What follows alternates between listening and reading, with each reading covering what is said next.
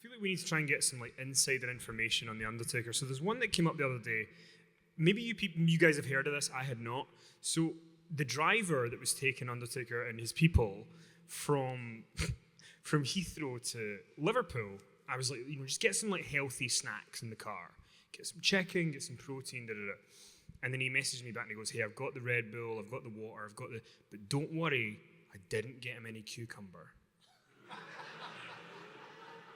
Is this a thing? So apparently there's some sort of rumor that he is scared of cucumbers, or how many people are aware of this in the room? Have you heard the rumor? I know this is supposed to be an original show, and it's not like I should be quoting other wrestlers, but when it comes to that rumor, it's true. It's damn true.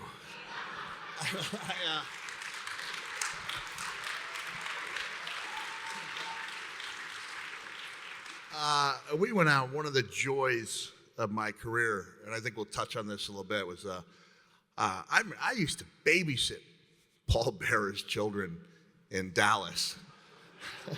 I did. When he wanted to have an evening out with his wife, and then I would take them to the movies. So he was Percival Pringle III in World Class Championship Wrestling. I knew he had been a mortician. So it just seemed like a natural. Like they've got a real mortician. For everybody who's like, oh, that wrestling's fake. You're like, actually, that guy's a real mortician. That's dotting your I's and crossing your T's.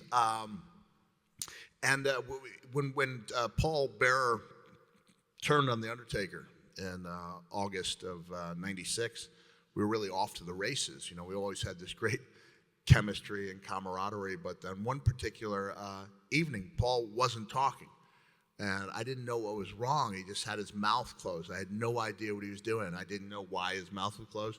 And then, we get out to the ring, and usually, he's usually talking, oh, mankind, and this time completely quiet.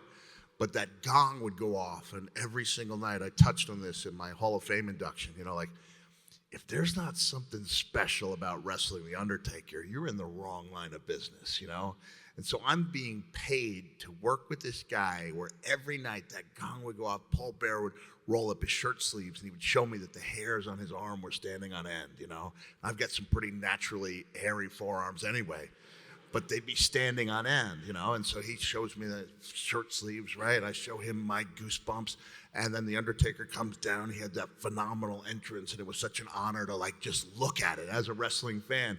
I'm watching that entrance from the best seat in the house every night. The Undertaker gets up there, and he turns on the lights, and the powers that only he has. He steps into the ring, and Paul Bearer opens his mouth to reveal a slice of cucumber on his tongue. At which point, the dead man literally starts dry heaving in the middle of the ring. It is the closest I can even conceive of Superman being handed a chain of kryptonite. It was unbelievable. He had to take a powder, as we say. And I was like, what the hell is going on here? It's like, Undertaker's afraid of cucumbers. But what? So I get you might not like, but he's afraid of them? What? I wouldn't say he was afraid of them, There's a lot of kids here, right? I was going to make some ridiculous comment about... Nah.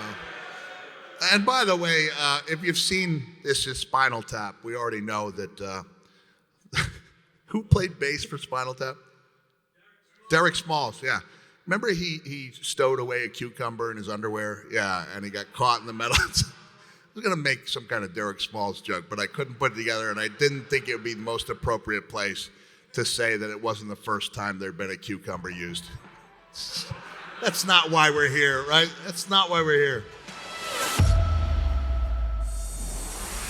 We bury The Undertaker alive, at which point a bolt of lightning comes down from the scoreboard at Market Square Arena, strikes the earth not 3 feet from where I stand.